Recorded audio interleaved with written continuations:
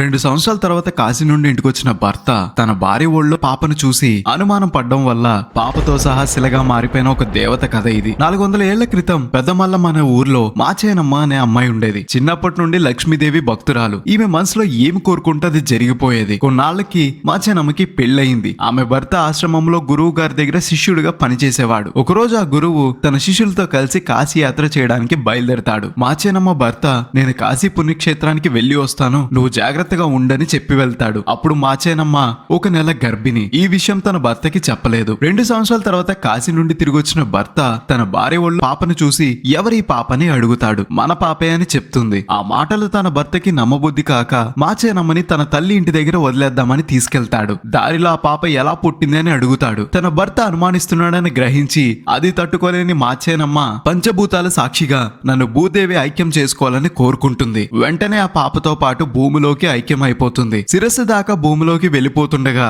తన భర్త చూస్తాడు. ఎలా కాపాడాలో తెలియక జుట్టు పట్టుకుని లాగుతాడు. జుట్టు చేతిలోకి వస్తుంది.